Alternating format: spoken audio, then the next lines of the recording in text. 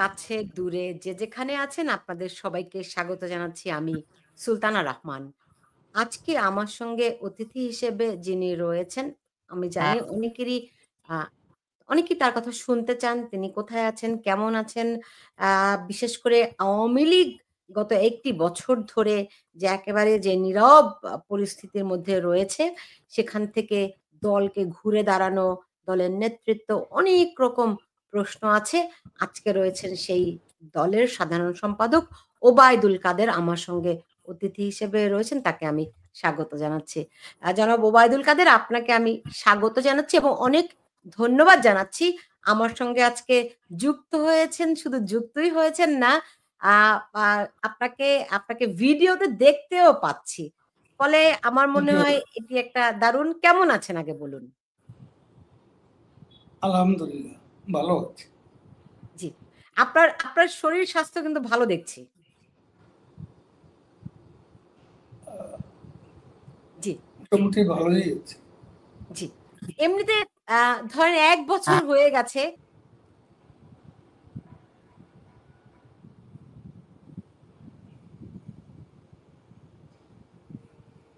আমরা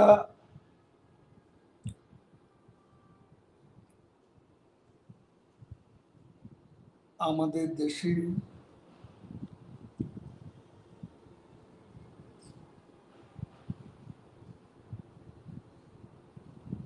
আমরা মানে শুধুমাত্র আমাদের পার্টি নয়, সারা বাংলাদেশের মানুষ আজ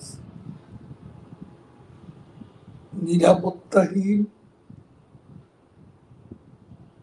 মানবেতর জীবন যাপন করছে, এক অমানুষার অন্ধকার অতিক্রম করছে। আমরা রাজনৈতিক দল হিসেবে এবং এদেশের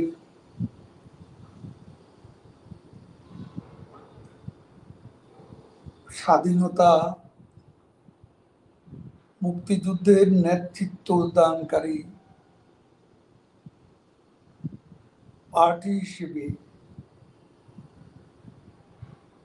আমরা ৫ই আগস্টকে যেভাবে দেখি সেটা হচ্ছে সেদিন শুধু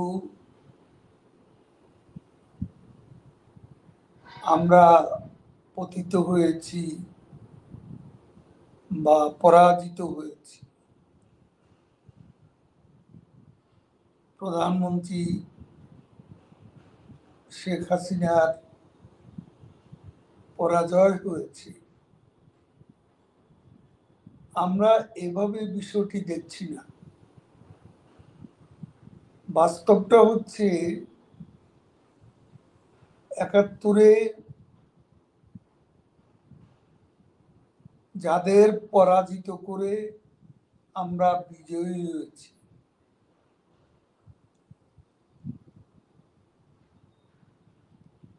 তাদের বিদেশি প্রভু এবং আমি বলবো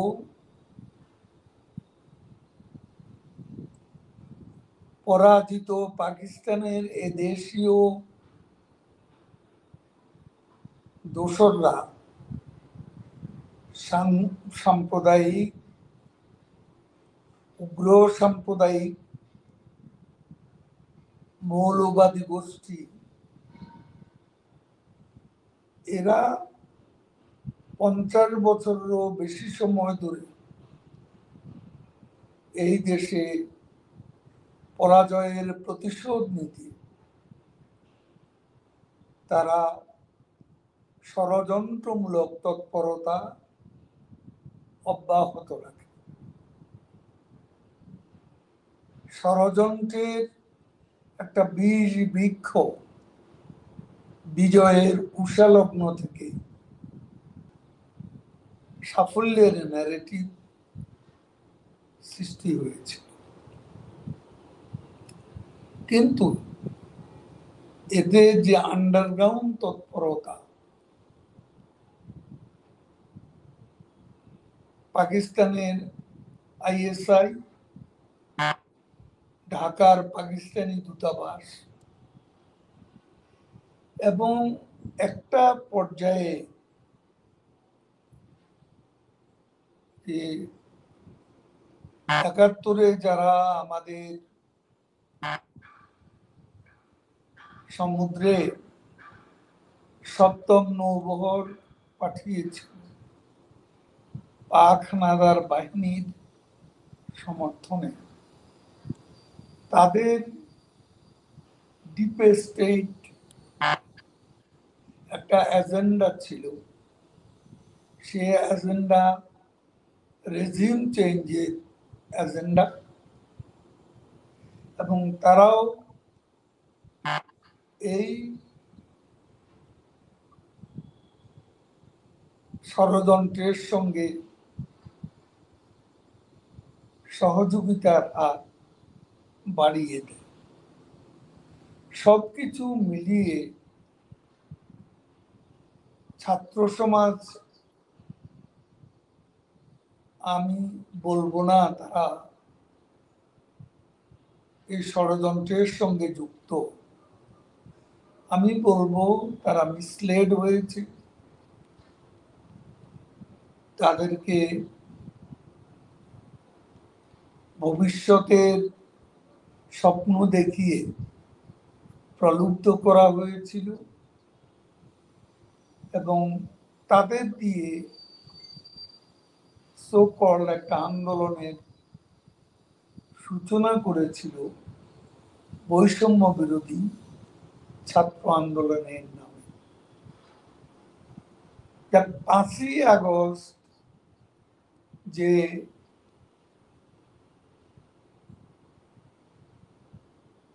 আমাদের সরকারের যে আমরা বাহ্যত দৃশ্যত পরাজিত হয়েছিলাম, সে পরাজয়টা ছিল ৭১-এ যারা পরাজিত হয়েছিল তাদের পরাজয়ের প্রতিশোধ। এটা ছিল একটা জঙ্গিবাদী উত্থান। এই জঙ্গিবাদী উত্থানের কারণে সেদিন তাদের টার্গেট ছিল বঙ্গবন্ধু কন্যা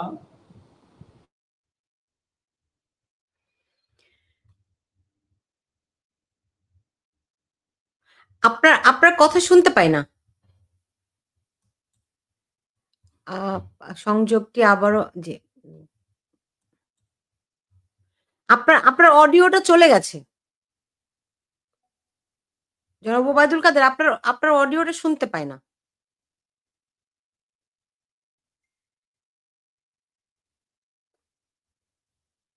আর অনেকে প্রশ্ন রেখেছেন।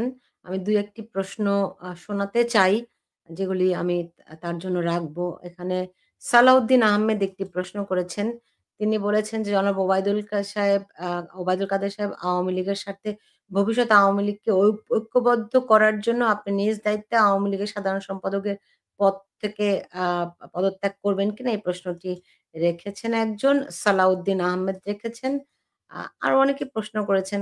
আ আবার ঠিক পাল্টা আরেকজন বলেছেন যে, কাদের ভাইয়ের নেতৃত্বকেই আমরা আ সবসময় ভালোবাসি।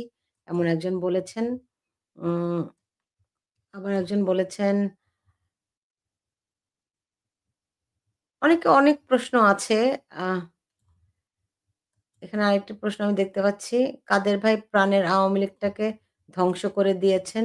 পক্ষপাত করতে সব জায়গায় জান্নাতি লোক ঢুকিয়েছেন। মনে করছে যে যেই ওবায়দুল কাদেরকে আওয়ামী লীগের সম্পাদক তাকে অভিযুক্ত করা হচ্ছে বর্তমান পরিস্থিতির জন্য। শুনেছি ৩ তারিখে স্বৈরাচারী ইউনূস বাহিনী জুলাই সনদ ঘোষণা করবে। এ নিয়ে আওয়ামী লীগের কোনো কর্মসূচি আছে কিনা? এই প্রশ্ন করেছেন একজন। অনেক প্রশ্ন আছে। আমি ওবায়দুল কাদেরকে আবারও সংযুক্ত করব। আপনারা জানেন যে ইন্টারনেট সংযোগটি বিচ্ছিন্ন হয়েছে। আ আ আরেকজন প্রশ্ন করেছেন আ টিপু সুলতান যে, কাদের সাহেবের হাতে দামি ঘড়ি কোথায়? আ জানতে চেয়েছেন। আ আ অসংখ্য প্রশ্ন আছে। এই সবগুলি প্রশ্ন আমি তার কাছে বিচ্ছিন্ন হয়ে গেছে আবারও। আমি বাই দিস টাইম আমি তাকে যে প্রশ্নটি রাখছিলাম সেটা একটু বলে নেই যে, এরকম ষড়যন্ত্র সবসময় থাকে এবং গত ১৫-১৬ বছর ধরে আমরা আওয়ামী লীগের মুখে এই ষড়যন্ত্রের কথাই শুনেছি। যেকোনো ঘটনায় আমরা শুনেছি যে অভিযোগ করতে যে জামাত, বিএনপি এই ষড়যন্ত্র করছে। তো শেষ পর্যন্ত তাদের পরিণতি কি আসলেই রাখাল বালকের মতো হয়েছিল কিনা? এবং আ আ ষড়যন্ত্র মোকাবেলায় তারা কেন ব্যর্থ হলো? তারা তো ক্ষমতায় ছিল। দেশে যত ষড়যন্ত্রই হোক না কেন, যাই ঘটুক না কেন, সেই দায়িত্ব তো ওই সরকারেরই থাকে। তাহলে তারা যেই অভিযোগ করছে যে তাদের আ ৭১ এর পরাজিত শক্তির কাছে পরাজয় হয়েছে বাংলাদেশের, যদি সেটিই হয়ে থাকে সেই পরাজয় সরকার হিসেবে আওয়ামী লীগ কিভাবে এখন দেখছে? কারণ এই আ পরাজ এই এই পরাজয়ের কারণ তারা কিনা?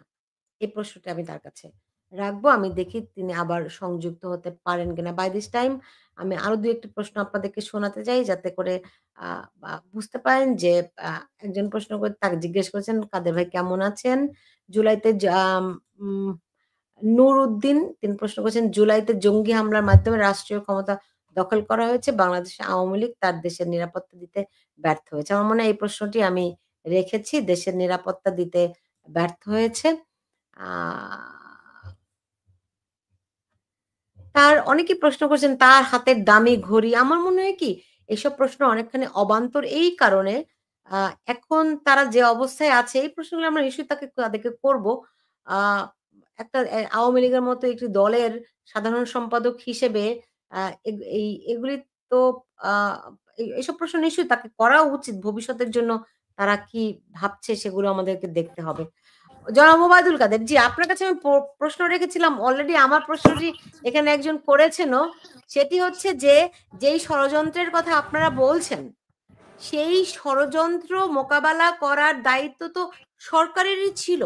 আপনাদের কোন দুর্বলতা, কোন ব্যর্থতার কারণে আপনাদের কথা মতো বাংলাদেশ পরাজিত হলো?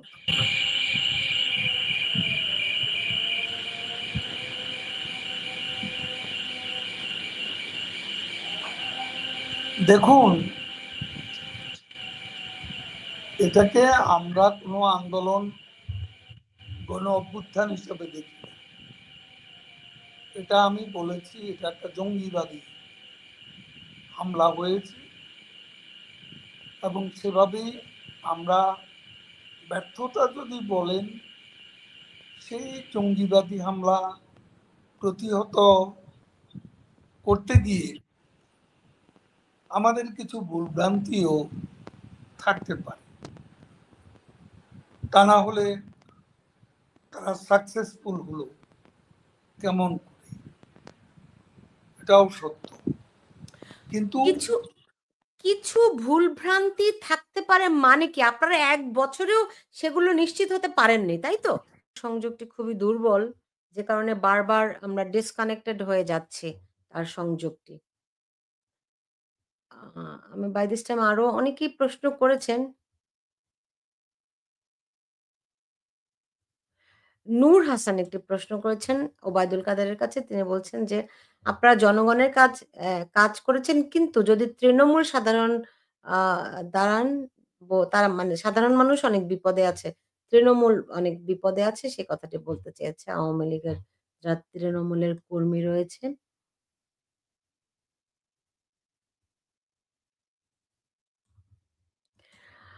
আ অলকা তালুকদার একটি প্রশ্ন করেছেন, ওবায়দুল কাদের সাহেব, আপনাদের দলে হাসনাত সার্জিসের মতো লুকোনো ভণ্ড ষড়যন্ত্রকারীদের খুঁজে বের করার কোনো উদ্যোগ কি আপনারা নিয়েছিলেন বা নিয়েছেন? জি, জনাব ওবায়দুল কাদের, আপনাকে সংযোগ তো বারবার বিচ্ছিন্ন হয়ে যাচ্ছে। বাই দিস টাইম আমি কিছু প্রশ্ন, মানুষ যেই প্রশ্নগুলো আপনাদেরকে করছে ২-১ টি প্রশ্ন আমি বলছিলাম। জি, আপনার কাছে প্রশ্ন রেখেছিলাম যে আপনি এখনো বলছেন যদি কোনো ভুল হয়ে থাকে। আপনারা কি ১ বছরেও নিশ্চিত হতে পারেননি কি ভুল আপনাদের হয়েছে? সেগুলো চর্চা অবশ্যই আমাদের নিজেদের মধ্যে আছে, এবং ভুল ত্রুটি ব্যর্থতা যেটা আছে সেটা নিয়ে আমাদের আত্মবিশ্লেষণ এবং আত্মসমালোচনা এবং ভবিষ্যতে নির্ভুল অগ্রযাত্রার জন্য আমাদের ভুল ত্রুটি থেকে, আমি বলবো অতীতের ভুল ত্রুটি থেকে শিক্ষা নেওয়া, এটা রাজনীতিকদের অবশ্যই করণীয় দায়িত্ব কর্তব্য বলে আমরা মনে করি। সেটা যখন বাংলাদেশে আমরা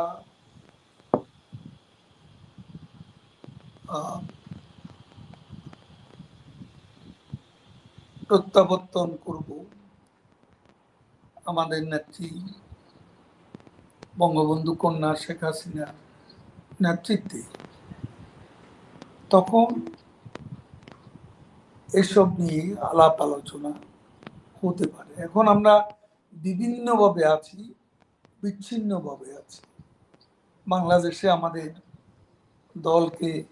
দলের কার্যক্রম নিষিদ্ধ করেছে, আমাদের তরুণদের সংগঠন ছাত্রলীগকে তারা নিষিদ্ধ করেছে। একদম অন্যায় অযৌক্তিকভাবে।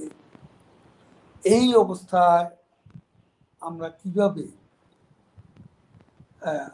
নিজেদের মধ্যে বসাবসির মাধ্যমে আমরা এসব প্রশ্নের উত্তর খোঁজার চেষ্টা করব?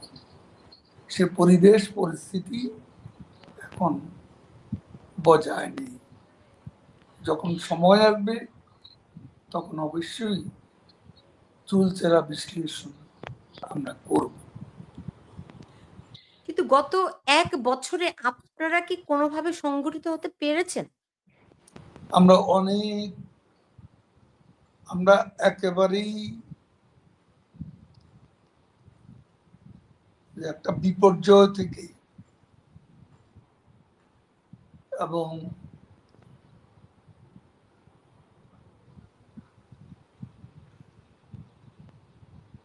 একটা ভয়ানক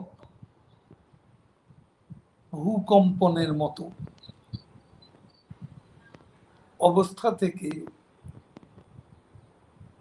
আমরা আমাদের পার্টিকে নতুনভাবে সংগঠিত করা, এ কাজটি খুব দুরূহ এবং কঠিন। আমাদের কোথাও দাঁড়াতে দিচ্ছে না। আমাদের বাড়িঘর হামলা হয়েছে, পুড়িয়ে দেয়া হয়েছে, ধ্বংস করা হয়েছে। আমাদের ঢাকা থেকে সারা বাংলাদেশে আমাদের অফিসগুলো সম্পূর্ণ ধ্বংস, এবং আমাদের কর্মীরা অনেকে জেলে। প্রতিনিয়তই মবক্রেসি বা মব যে ভায়োলেন্সের মাধ্যমে আমাদের কর্মীদের নিপীড়ন করা হচ্ছে, নির্যাতন করা হচ্ছে। কেউ ঘর বাড়িতে থাকতে পারছে না, এবং এক কঠিন সময় অতিক্রম করছে আমাদের কর্মীরা। এর মধ্যে আমরা একটা বিষয়ে আমরা আজকে গর্বের সঙ্গে বলতে পারি যে বাংলাদেশের জনগণ আর সঠিক পরিস্থিতি অনুধাবন করছে, মানুষের মুখে মুখে এখন শেখ হাসিনার নাম উচ্চারিত হচ্ছে। তার আমলে মানুষ ভালো ছিল, সেটা আজকে মানুষের মুখেই শোনা যাচ্ছে। কোথায় শুনছেন আপনারা এই কথা? যে মানুষের মুখে, মুখে শেখ হাসিনার নাম উচ্চারিত হচ্ছে, এই কথা আপনারা কোথায় শুনছেন? আমরা কোনো বিচ্ছিন্ন দ্বীপের বাসিন্দা নই। আমরা যেখানেই আছি বাংলাদেশের জনগণের সঙ্গে আছি। আমাদের দল জনগণের দল। জনগণের সমর্থন আছে কি নেই, জনগণ আমাদেরকে কিভাবে দেখছে সেটা বোঝার ক্ষমতা যদি না থাকে, তাহলে তো আমাদের রাজনীতি করা উচিত। জনাব ওবায়দুল কাদের, যদি এখানেই যদি আপনাকে ধরি, যে আপনারা কি মানুষের সেই পালসটি বুঝতে পেরেছিলেন? ধরেন জঙ্গি হামলা যদি হয়েও থাকে, সেখানে মানুষ যে একাত্ম হয়ে গিয়েছিল, মানুষ যে আওয়ামী লীগ সরকারের উপর বিরক্ত ছিল, বিতৃষ্ণা ছিল, এই পালস মানুষের এই উপলব্ধিগুলো কি আপনারা ৫ই আগস্টের আগ পর্যন্ত বুঝতে পেরেছিলেন?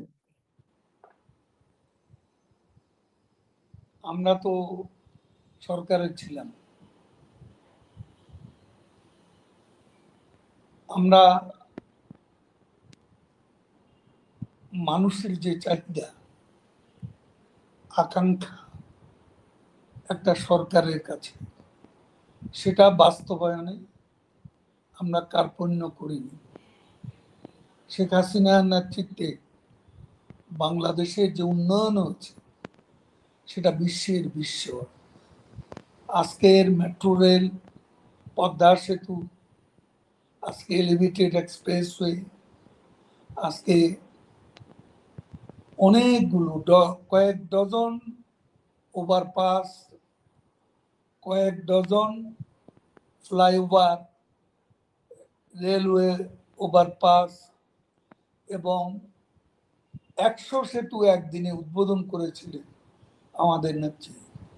তারপর আবার এই ঘটনার মাস দুয়েক আগে একদিনে ১৫০ সেতুর উদ্বোধন করেছিলেন। সমতলে, পাহাড়ে, সর্বত্রই রাস্তা, যোগাযোগ ব্যবস্থার বৈপ্লবিক পরিবর্তন। রূপপুর পারমাণবিক বিদ্যুৎ কেন্দ্র, মাতার বাড়ি, তারপর আপনি দেখুন যে সেই বরিশাল, বৃহত্তর বরিশালে যে প্রকল্প, যে বিদ্যুৎ কয়লা বিদ্যুৎ কেন্দ্র সেটা, এবং গভীর সমুদ্রে সেখানে পায়রা, যে প্রকল্প, আপনি পায়রা গভীর সমুদ্র বন্দরের কথা বলছেন। পায়রা সমুদ্র বন্দর, জনাব এগুলো ওবায়দুল কাদের, আওয়ামী বুঝতে লীগের। পারছি, কেউ অস্বীকার করছে না আওয়ামী লীগ সরকার অনেক উন্নয়ন করছে, যা গত ৫৩ বছরে হয়নি, এই কথা কিন্তু শত্রুও অস্বীকার করছে না। কিন্তু না, আপনি অস্বীকারই বাংলাদেশের, আমার প্রশ্নটি অস্বীকারই হচ্ছে, করছে। আমার প্রশ্নটি আপনার কাছে, আপনি বাংলাদেশের সবচেয়ে বড়, সবচেয়ে পুরনো, সবচেয়ে পোড় খাওয়া রাজনৈতিক দলের সাধারণ সম্পাদক। আপনি কি মনে করেন গণতন্ত্র মানে শুধুই উন্নয়ন? গণতন্ত্র মানেই শুধুমাত্র ব্রিজ, অবকাঠামো নির্মাণ? তা তো মনে করি না। ওকে। আমরা ইতিহাস যদি বলতে সুযোগটা থাকে, তাহলে গণতন্ত্রকে নিয়ে যে সিনেমিনি খেলা হয়েছে, আমরা তো নির্বাচন দিয়েছি, নির্বাচন কমিশনের মাধ্যমে নির্বাচন হয়েছিল ২০০৮ সাল থেকে ২০১৪, ২০১৮, ২০২৪। ২০০৮ সালের নির্বাচন নিয়ে তো কোনো কথা নেই, কারণ সবার অংশগ্রহণে ইলেকশনটা হয়েছে। সেখানে বড় দল হিসেবে বিএনপিও ছিল, কিন্তু পরবর্তী কয়েকটা নির্বাচনে বিএনপি ইলেকশন বয়কট করে। এখন কেউ যদি ইলেকশনে না আসে এবং সেটার জন্য নির্বাচনকে ওয়ান সাইডেড ইলেকশন ইনক্লুসিভ নির্বাচন না বলা হয়, তো সেটার জন্য তো আমরা দায়ী হতে পারি। গণতন্ত্রের যে সীমাবদ্ধতা, এই সীমাবদ্ধতা তৈরি করার জন্য অনেকাংশে দায়ী আমাদের দেশে একটা দল, একটা বড় দল, বাংলাদেশ ন্যাশনালিস্ট পার্টি, বিএনপি। তারা তো নির্বাচনে আসেনি। তারা তো 2018 সালের নির্বাচনে এসেছিল। আর 2018 সালের নির্বাচনে তো তারা এসেছিল। হ্যাঁ, তো তখন তো নির্বাচন হয়েছিল, কিন্তু সেই এবং সেই জনগণ নির্বাচন সেই জনগণ নির্বাচন তাদের কি ভোট না দিলে গ্রহণযোগ্য আমরা ছিল? কি করব? জনগণ যদি আপনাকে ভোট না দেয়, আমি কি করব? আমি জোর করে জেতাবো? তারপরও মির্জা ফখরুল দেখা গেল তিনি ইলেকশনে বগুড়া জিতলেন, ঠাকুরগাঁয়ে হারলেন, কিন্তু বগুড়া নির্বাচনে জিতে তিনি সংসদে আসলেন না। এটা কেমন গণতন্ত্র? এটা কি দ্বিচারিতা নয়? তার অন্যান্য দলীয় নেতারা ৬-৭ জনের মতো সংসদে আসলেন, কিন্তু দলের মহাসচিব আসলেন আপনার কি মনে হয় নির্বাচনে দ্বিতীয়। তো আপনার এই কি ধরেন দ্বিচারিতার জবাব কি? জি, জনাব ওবায়দুল কাদের, 2008 সালের নির্বাচন ভালো নির্বাচন। 2014 সালের নির্বাচনকেও আমি আপনার আমি দিতে চাই যে 2014 সালের প্রেক্ষাপটটি ভিন্ন ছিল। যুদ্ধাপরাধীদের বিচার চলছিল। সুতরাং অনেক রকম কর্মকাণ্ডের মধ্য দিয়ে 2014 সালের নির্বাচনটি হয়েছে। কিন্তু 2018 সালের নির্বাচনটি আপনার কাছে কি মনে হয়? আপনার মনে হয় কিনা এটা প্রশ্নের ঊর্ধ্বে নির্বাচন হয়েছে? কোন নির্বাচন? 2018 সালের নির্বাচন। যেই প্রশ্ন নির্বাচনে তখনই আসবে যখন নির্বাচনে যদি সবাই অংশগ্রহণ করত, অংশগ্রহণমূলক নির্বাচন হতো, তাহলে সেখানে প্রশ্ন আসতে পারে। এখানে তো নির্বাচন কমিশন যথারীতি নির্বাচন করেছে, এবং নির্বাচন কমিশনে যে সংস্কারগুলো, যে স্বাধীন নিরপেক্ষ নির্বাচন কমিশন গঠনে প্রধানমন্ত্রী শেখ হাসিনা যে স্টেপগুলো নিয়েছিলেন, সেটা পরও নির্বাচনের বৈধতা নিয়ে প্রশ্ন করা তো অযৌক্তিক। ওকে, আমি বুঝতে পেরেছি। আপনারা মনে করেন যে 2018 সালের নির্বাচন, 2024 সালের নির্বাচন এগুলা প্রশ্নাতীত। আচ্ছা, আমি একটু বর্তমান প্রেক্ষাপটে ফিরে আসি। আপনি বলছেন যে বাংলাদেশ জঙ্গিদের কাছে পরাজিত হয়েছে। এখন এই বিষয়ে এই বিষয়ে আমরা কার্যত এই সরকারকে চাপে রাখতে আওয়ামী লীগের তরফ থেকে তেমন কোনো কার্যক্রম দেখিনি। এমনকি বহির্বিশ্বে কি কোনো সংযোগ স্থাপন করতে কোনো আ আ আমরা জানি অনেক কূটনৈতিক তৎপরতা থাকে, অনেক রকম বিষয় থাকে। আপনাদের কি সেরকমও কোনো উদ্যোগ কি আছে?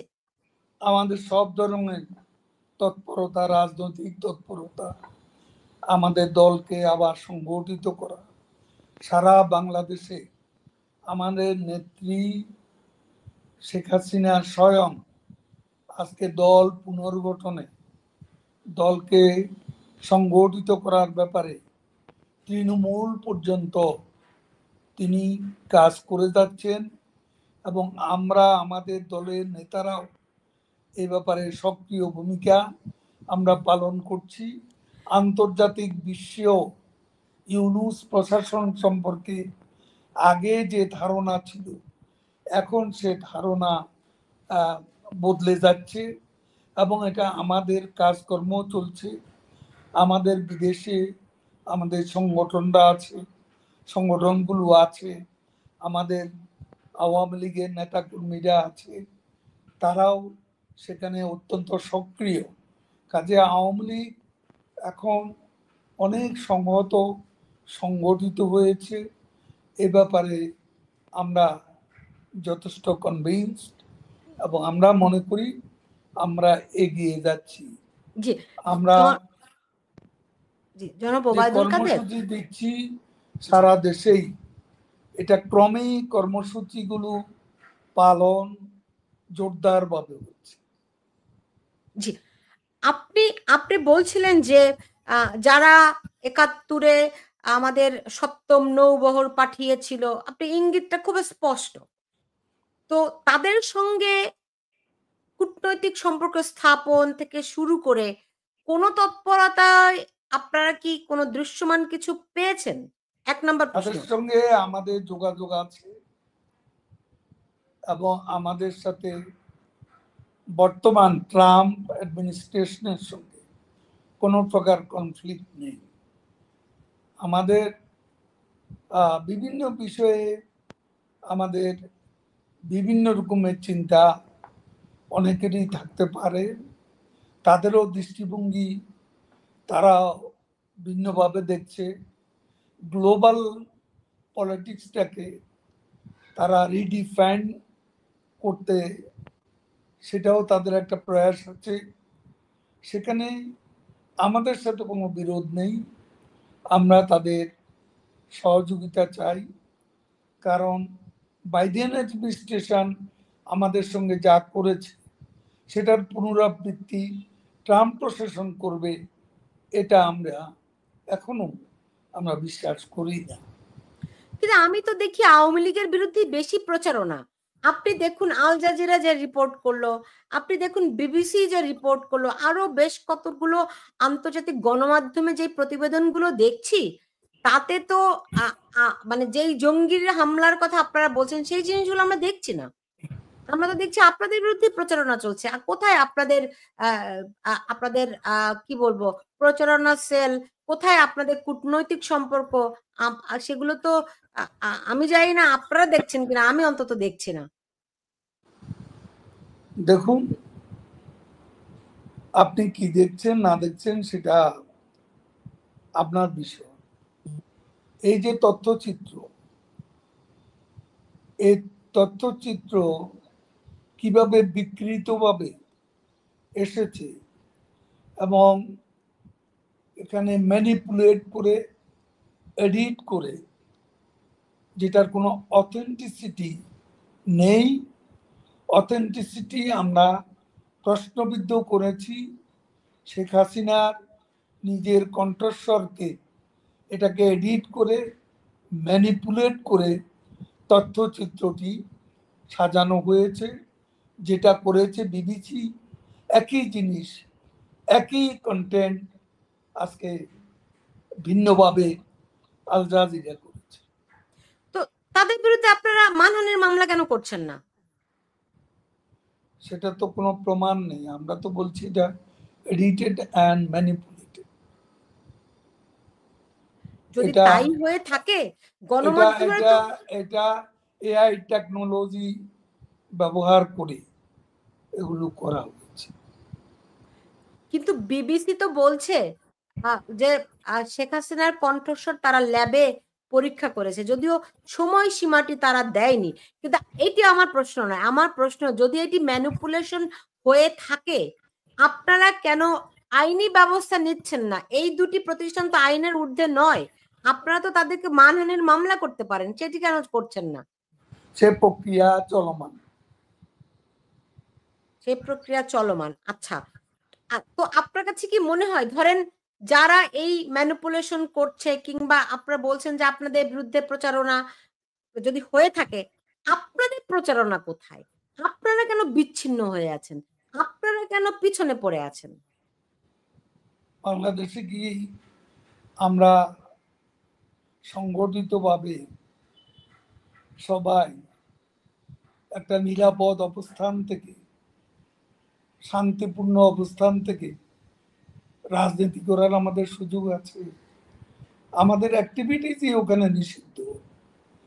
আমাদের কর্মীরা কোথাও দাঁড়াতে পারে না, সেখানেও তারা মিছিল করছে, প্রতিবাদ করছে।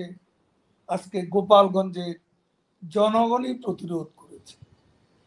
আমরা অবাক হলাম, বাংলাদেশের সেনাবাহিনী সেই এনসিপি, ওই মোহাম্মদ ইউনূসের যে ঠ্যাঙ্গারে বাহিনী, এদেরকে দল করার নামে গোপালগঞ্জে তারা গিয়েছিল।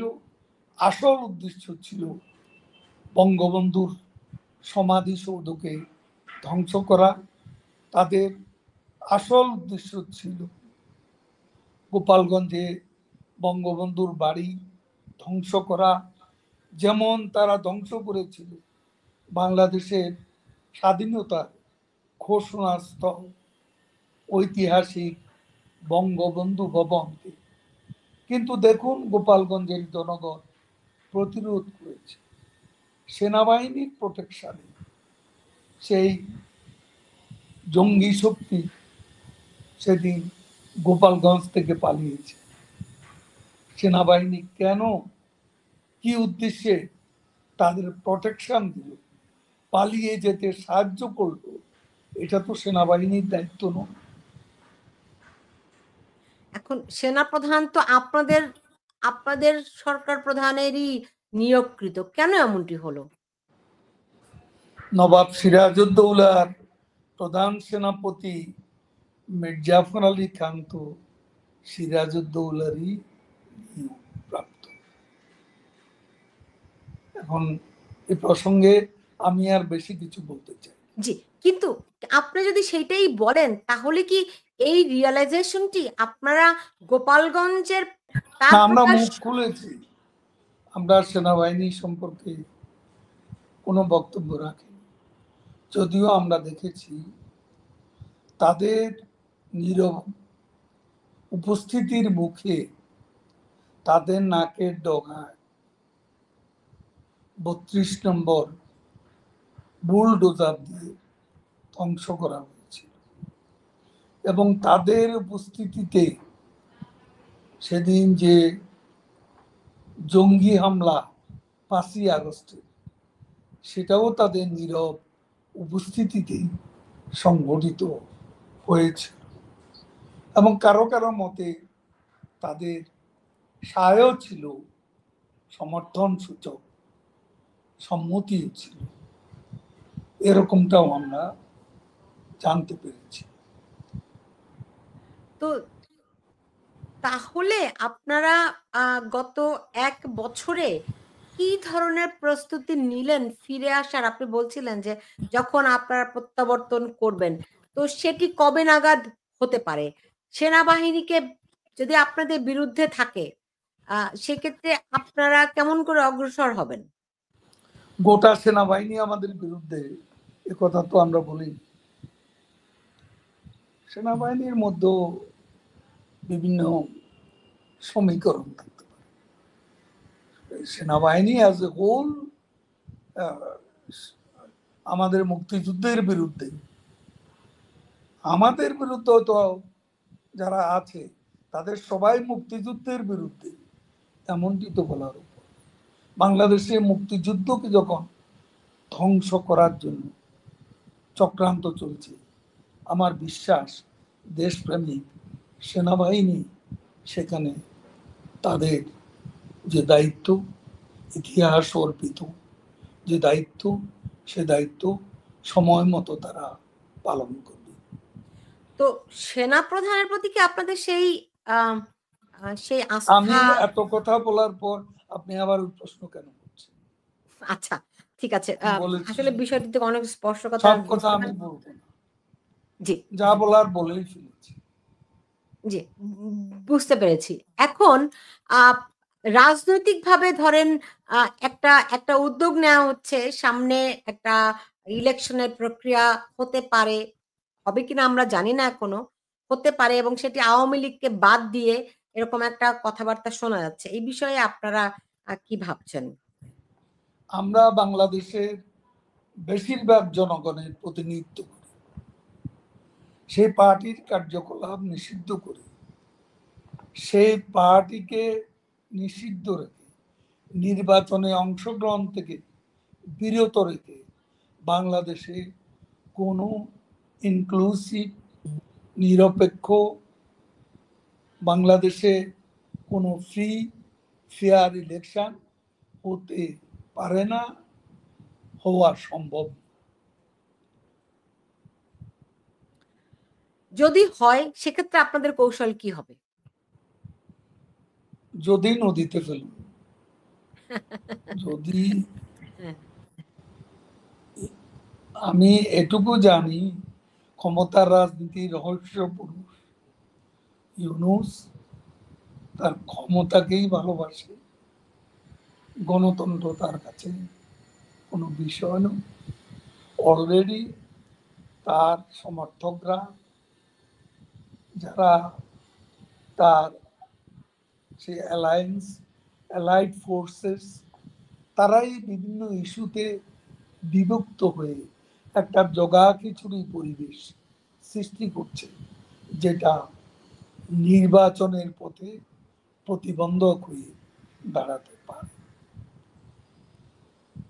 এখন মানে ধরেন আমি শুনতে পাচ্ছি আমরা শুনতে পাচ্ছি মানে শেখ হাসিনা আ আপনাদের দলীয় নেতাদের সঙ্গে আ বৈঠক শুরু করেছেন ইন পারসন। আ সেটি সংযোগটি এতটাই জি, বিচ্ছিন্ন হয়ে যাচ্ছে যে অনেককেই বিতর্কিত অনেক নেতাকে নিষ্ক্রিয় করা হয়েছে। এটি কতটা সত্য?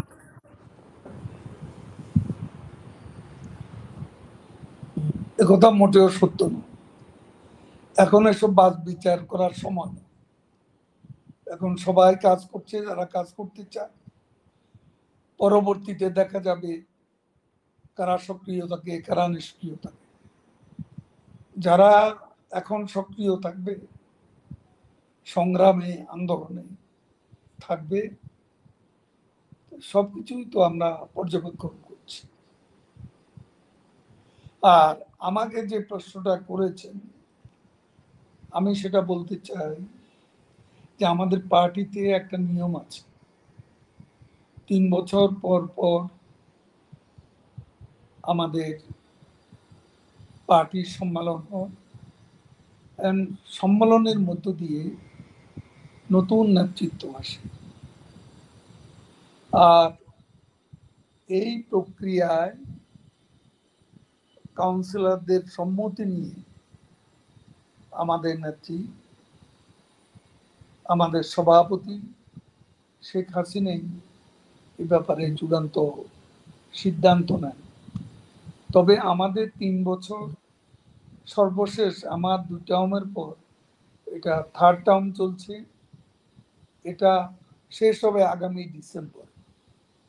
এখন ডিসেম্বরে আমরা কোথায় থাকব সেটা আমি জানি না, এবং তখন যদি সম্মেলন করার মতো অবস্থা না থাকে, তখন অন্তর্বর্তী কোনো ব্যবস্থা যদি নেওয়ার দরকার হয়, আমাদের নেত্রী প্রয়োজনে নিতে পারেন।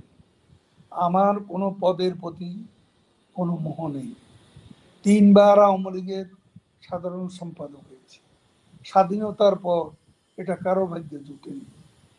আমি সর্বমোট 18 বছর মন্ত্রী ছিলাম, আওয়ামী লীগ করে এ সৌভাগ্য কারো জুটেছে এমন তো আমার মনে পড়ে না। এরপর কোনো পদের প্রতি আমার কোনো আকাঙ্ক্ষা নেই। আমি এখন দিতে চাই।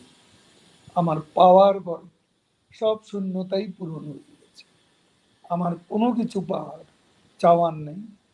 আমি বঙ্গবন্ধু কন্যা স্বদেশ প্রত্যাবর্তন, সম্মানজনক স্বদেশ প্রত্যাবর্তনের লক্ষ্যে আজকে জঙ্গিবাদী সরকারের অবসানে আমার যা যা দায়িত্ব, এই মুহূর্তে নেত্রীর নির্দেশ মতো আমি কাজ করে যাচ্ছি। যখন আমার প্রয়োজন ফুরিয়ে যাবে, তখন আমি সরে যাব। আমার এখানে কোনো অহংবোধ নেই, পদ আঁকড়ে রাখার সামান্যতম বাসনাও নেই। আপনার কি মনে হয় আপনার দলের অন্য যারা নেতৃবৃন্দ আছে তাদেরও একই রকম মনোভাব? সেটা আমি জানি না কার কি মনোভাব, তবে দৃশ্যত তো আমরা সবাই শেখ হাসিনার নেতৃত্বে একসঙ্গে কাজ করে যাচ্ছি। আচ্ছা। আ আ আপনি বলেছেন যে এখন ওই নিষ্ক্রিয়তার সুযোগ নেই। কে বিতর্কিত, কে বিতর্কিত নয় সেটিও বিবেচনার সময় নয়। সবারই কাজ করতে হবে। এ কথা আপনি বলেছেন। তো এখন যেই শেখ হাসিনা যেই বৈঠকগুলো শুরু করেছেন, আমি শুনেছি যে ৫ জন ৫ জন করে নেতার সঙ্গে তিনি বৈঠক করছেন। এ ধরনের কোনো সিগন্যাল আমি তো পাইনি। আমি পাইনি, অন্য কেউ পেয়েছে সেটাও আমার জানা নেই, কারণ এখানে তিনি যেখানে আছেন সেখানে কতটুকু সম্ভব এ ধরনের ইন পার্সন আলোচনা, সেটাও কিন্তু বিবেচনার বিষয়। এমনিতে তবে আমি জানি না যে এই ধরনের কোনো বৈঠক হচ্ছে এমনিতে বা আম এই ধরনের কোনো ইন পার্সন বৈঠক করার সুযোগ আছে, সেটা আমার জানা নেই। বুঝতে পেরেছি। আ আ এমনিতে তার সঙ্গে কোনো কথাবার্তা কিংবা ধরেন দেখা আপনার কি হয়েছে কিনা? আমার সাথে দেখা একবারও হয়নি। আমি তাকে অহেতুক ডিস্টার্ব করি না, আমি চেষ্টাও করি নাই দেখা করার। প্রয়োজনীয় নির্দেশ তিনি দিলে সেটা আমি পাই, যোগাযোগ আছে, তার সেই সঙ্গে নির্দেশটা যোগাযোগ আছে। কিভাবে করে পান? জরুরি প্রয়োজনে যেভাবে পাওয়া আজকের পৃথিবীতে সম্ভব সেভাবেই হবে। ফো ফোনে আরকি, রাইট? এই তথ্য প্রযুক্তির যুগে আপনি এই প্রশ্ন করছেন কেন? না তারপরও আপনি জানেন যে প্রধান উপদেষ্টা ডক্টর মোহাম্মদ ইউনুস তিনি প্লেনে উড়ে গিয়ে লন্ডনে গিয়ে তারেক রহমানের সঙ্গে বৈঠক করেছেন। নিশ্চয়ই তারও কিছু মজেদা তো আছে নাকি? সেটা বৈঠক তো বিএনপির তো লক্ষ্য হচ্ছে অনতিবিলম্বে একটা নির্বাচন। আর এক ব্যাপারে তারা তাদের মধ্যে গভীর ঐকমত্য আছে, সেটা হলো কোনো অবস্থাতে আওয়ামী লীগকে কোনো সুযোগ না দেয়, কোনো অবস্থাতেই আওয়ামী লীগ যাতে নির্বাচনে অংশ নিতে উম, না পারে সে ব্যবস্থা করা। এবং আজকে যে ৩০০-র উপরে মামলা, খুনের মামলা, আমাদের নেত্রীর একটা তো চার্জশিটও দিয়ে দিয়েছে, এবং আমারও ২৩০টির মতো খুনের মামলা। আজকে এই সব মামলা আমাদেরকে ফাঁসি দিয়ে দেবে এরকম একটা ঐক্যমত্য তাদের মধ্যে আছে। এতে বিয়ে নির্বাচনের ভবিষ্যৎ, এতে কোনো গ্যারান্টি দেওয়ার মতো কোনো কিছুই খোলা চোখে দেখতে পাচ্ছি। আ বুঝতে পেরেছি। এটা তো একটা বিএনপির অবস্থান। তারপরেও অনেকে মনে করে বর্তমান বাংলাদেশে বিএনপি আম আ স্বাধীনতার পক্ষে কাজ করছে। স্বাধীনতার পক্ষে অবস্থান নিয়েছে।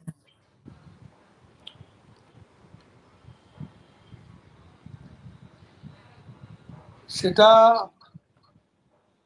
সেখানে একটা দ্বিচারিতা স্পষ্ট। স্বাধীনতা একাত্তর নিয়ে মতভিন্ন তো আছে, তারপরেও একাত্তরের চেতনাটা শেষ পর্যন্ত তারা যদি ধারণ করে, সেটা দেশের জন্য শুভ। আর তারা তো তারা তো ধরেন বঙ্গবন্ধু ৩২ নম্বরের বাড়ি ভেঙে দেয়ার বিষয়ে মির্জা ফখরুল ইসলাম আলমগীর স্পষ্টতই অবস্থান নিয়েছেন। দুঃখ প্রকাশ করেছেন, প্রতিবাদ জানিয়েছেন। আ আমরা মির্জা আব্বাসের মুখেও ৭১ এর কথা শুনেছি। আ আমরা আমরা অনেকের বিএনপির পক্ষ থেকে কিন্তু ধরেন রাষ্ট্রপতিকে অপসারণ করতে চেয়েছিল। বিএনপি সেটি এক প্রকার ঠেকিয়ে দিয়েছে। ফলে তাদেরকে কি আপনারা কোন কৃতিত্ব দিবেন না? এটা সময় বিচার করবে।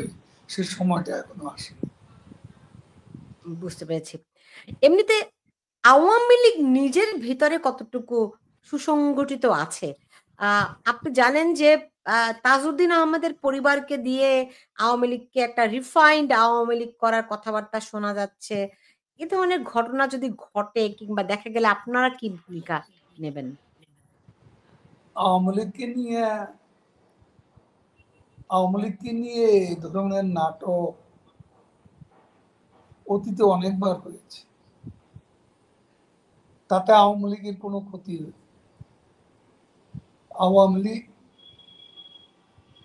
তার ঐতিহ্যবাহী, তার যে গৌরবের ইতিহাস, সেই গৌরবের ইতিহাস, মুক্তিযুদ্ধের চেতনাকে, স্বাধীনতার সুফলকে ধারণ করে আওয়ামী লীগ এক এবং অভিন্নই আছে। তাজউদ্দিন সাহেবের প্রসঙ্গ আনছেন।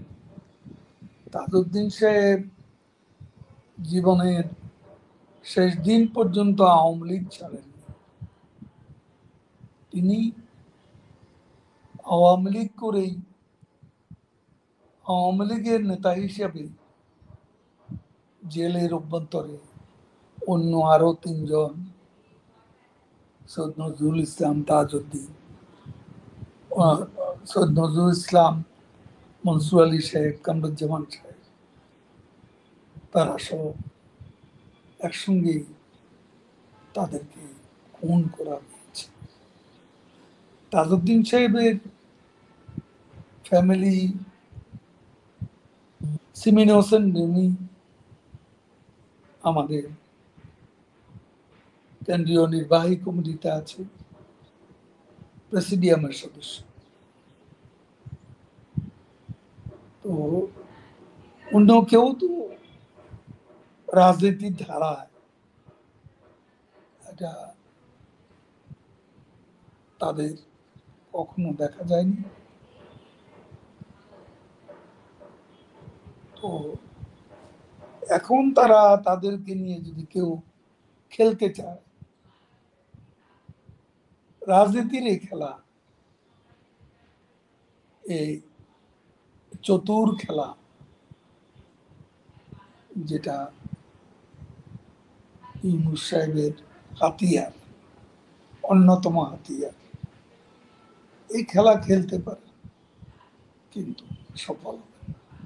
এটা আমার বিশ্বাস। এমনিতে আপনাদের কোনো মূল্যায়ন আছে কিনা? দেখুন, আ সোহেল তাজকে তো আমরা যতটুকু দেখেছি শেখ হাসিনা যথেষ্টই স্নেহ করতেন, ভালোবাসতেন। তাকে স্বরাষ্ট্র প্রতিমন্ত্রীর দায়িত্বও দিয়েছিলেন। আমরা যদি দেখি এরকম আওয়ামী লীগের অনেক আ অনেকেই দূরে সরে গেছে আওয়ামী লীগ থেকে। আমরা আ কাদের সিদ্দিকীর কথা দেখি, রাইট? মানে কেন এরকম আ ফজলুর রহমান আপনি জানেন বিএনপি বর্তমানে বিএনপি নেতা। তো এরকম অসংখ্য মানুষ মানে অসংখ্য নেতা রয়েছেন যারা আওয়ামী লীগ থেকে দূরে চলে গেছে। এই কারণগুলো কি আপনারা আইডেন্টিফাই করেছেন কিনা? দলকে সুসংগঠিত করার ক্ষেত্রে অতীতের ভুল ভ্রান্তিগুলো বিবেচনা করে আপনি জানেন আপনি নিজেও বহুবার বলেছেন যে হাইব্রিডরা দলের ভিতরে ঢুকে গেছে। রাইট? তো সেই জায়গাগুলো আপনারা নতুন করে মূল্যায়ন করছেন কিনা? আমি তো বলেছি এসব মূল্যায়নের দিন, সময় এখন নয়, এবং এটা সময় যখন আসবে তখন আমরা এসব চর্চা, মূল্যায়নের সুযোগ থাকবে। আর বুঝতে পেরেছি। আওয়ামী লীগ থেকে কে গেছে, কে আছে, এবং এখানে যার যার ব্যক্তিগত আকাঙ্ক্ষাও থাকতে পারে, উচ্চাকাঙ্ক্ষা থাকতে পারে। সেখানে সমীকরণ না হলে সমস্যা হবে, আমি এভাবেই দেখতে চাই।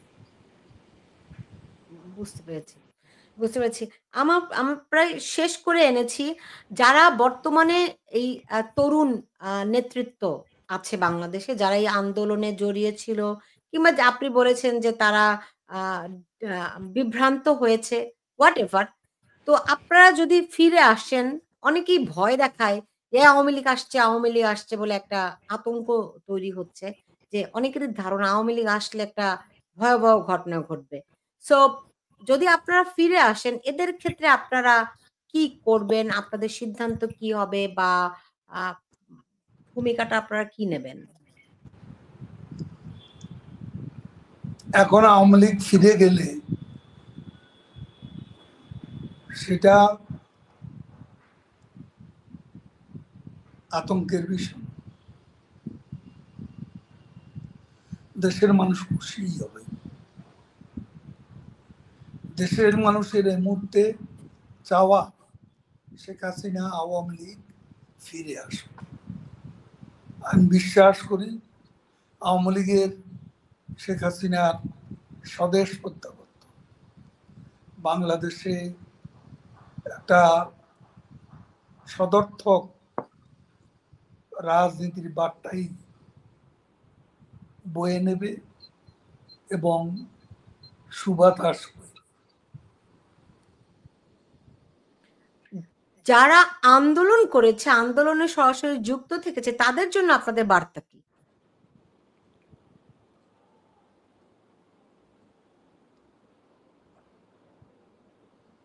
তাদের সাথে আমাদের নিয়তই যোগাযোগ হচ্ছে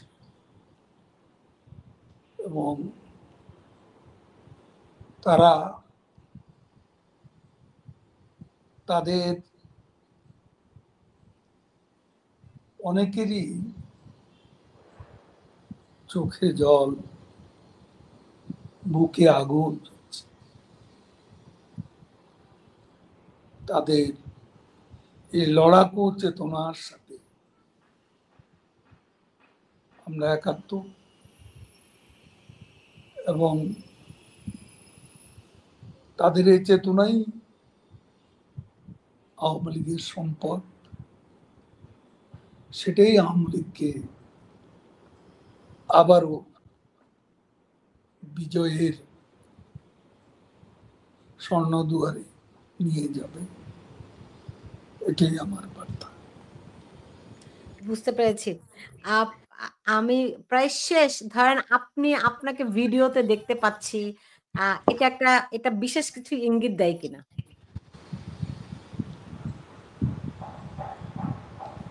দেখুন, আমি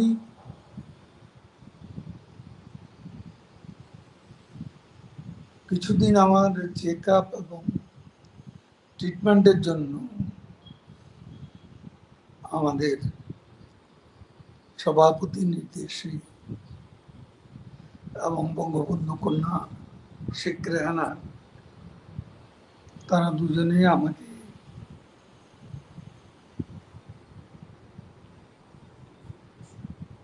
নিজের শরীরের প্রতি মনোযোগী হতে বলেছেন। তাদের পরামর্শেই আমি অনেকদিন কথা বলিনি, চুপচাপ থেকেছি। এরপর আমাদের নেত্রী যখন আমাকে সক্রিয় হতে বলেছেন, কথাবার্তা বলতে বলেছেন, স্টেটমেন্ট, ইন্টারভিউ দিতে বলেছেন এবং আমাদের কর্মীদের সাথে যোগাযোগ, আমি সেই থেকে অ্যাক্টিভ হয়েছি। এখন এখানে কোনো ইঙ্গিত, কোনো নির্দিষ্ট কিছুকে ইঙ্গিত করে বা কোনো কিছুকে সামনে রেখে আমি অ্যাক্টিভ হয়েছি এমন তো না। এটা এখন ফোন আলাপ করছি, তাহলে ভিডিও সংযোগও বা অসুবিধা কি,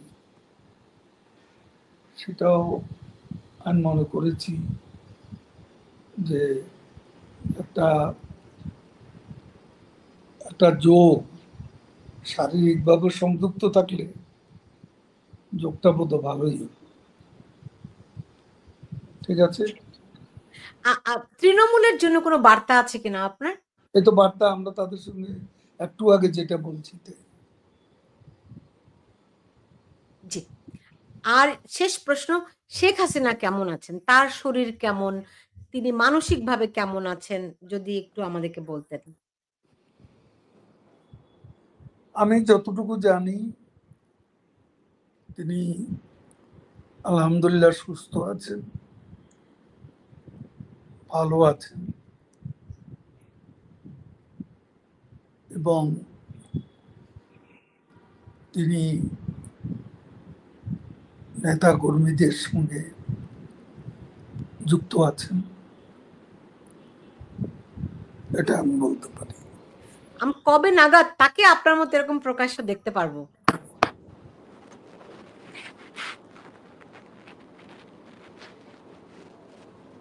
দিনক্ষণ বলতে পারবো না, তবে দেখতে তো পারবেনই সে সময় ইনশাল্লাহ। হয়তো খুব দূরের। কত কাছে কত দূরে? কাছেও হতে পারে, দূরেও হতে পারে, কত কাছে কত দূরে সেটা বলতে পারবো। বুঝতে পেরেছি। রাজনীতিতে তো শেষ কথা বলে কিছু নেইও। যাই হোক, আপনি আজকে আমাকে সময় দিয়েছেন। আপনাকে অনেক ধন্যবাদ জানাচ্ছি। ভবিষ্যতে আবারও আপনাকে এরকম আমার আমার অনুষ্ঠানে আপনাকে সংযুক্ত করতে পারবো, সেই প্রত্যাশাও রাখছি। আপনি ভালো থাকুন।